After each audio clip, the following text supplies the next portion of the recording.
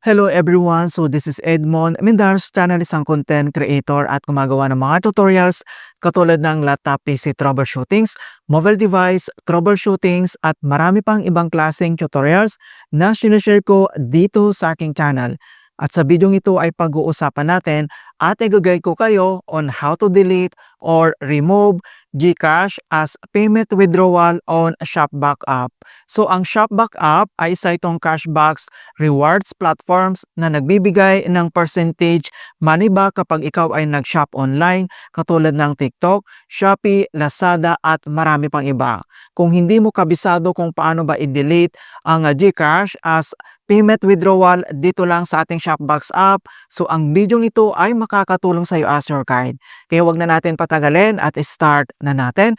So ang next step ay kailangan mo lang i-open dito yung Shopbox app and then click mo lang.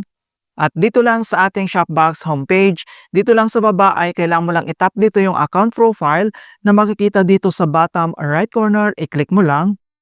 And dito na tayo sa ating Shopbox homepage profile and then makikita mo na dito yung ating lifetime earnings. So ang ibig sabihin ng lifetime earnings, isa itong transactions activity details and then makikita mo lahat dito yung lahat ng transaction mo katulad ng cashbacks in and then yung cashbacks out, yung mga referrals code na nakuha mo dito and then yung mga cashback natin na nakuha sa bought items na na-check out natin sa mga store. Okay, so hindi ito pwedeng i-withdraw mga kaibigan dahil isa itong transaction details. So ang pwede mo lang i-withdraw dito ay yung papasok lang dito sa ating withdrawal account.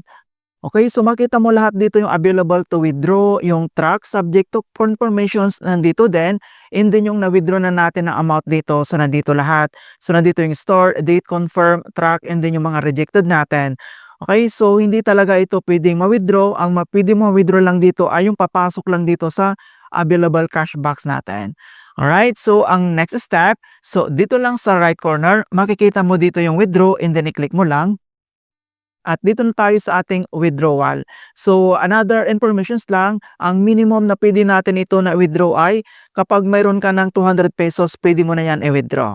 Then next step, makikita mo dito yung withdrawal destinations, i-click mo lang dito yung manage. At dito lang sa ating withdrawal, and then kailangan mo lang i-select dito yung e-wallet transfer. So may dalawang option kasi dito. So kapag nag-withdraw ka, either bank transfer or e-wallet transfer. Right? Kung paano ba natin i-delete or i-remove dito yung ating GCash as a payment withdrawal. So select mo lang dito yung e-wallet transfer and then kailangan mo lang i-select dito yung GCash. So makita mo dito na nakanik yung ating GCash account. I-click mo lang dito yung circular icon na makikita lang dito sa left corner. And then once na-select mo na siya, so dito sa right corner, ay kailangan mo lang itap dito yung delete icon. And then, are you sure you want to delete this payment method? And then itap mo lang dito yung delete. Okay, so makikita mo na dito na napakabilis lang talaga na i-remove yung ating withdrawal payment dito. So kung gusto mo naman itong i-add ulit, so makikita mo dito yung add an in-wallet. So same lang dito sa withdrawal. Itap mo lang dito. And then lalabas na kagad dito yung add an e-wallet account. I-click mo lang dito yung payment method. So may tatlong option lang dito na payment method na pwede nating i-select. So either GCash, PayPal or PMaya, so ito lang pwede natin gamitin. Kung gusto mong ibalik ulit dito or i-add ulit dito yung GCash, select mo lang dito yung circular icon dito sa right corner and then i-follow mo lang dito yung kanyang prompt instructions.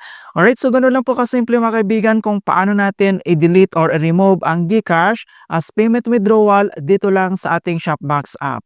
In hope na nakapagbigay ako ng kunting kalaman at guide tungkol sa Shopbox tutorials. Thank you guys and see you in my next tutorials.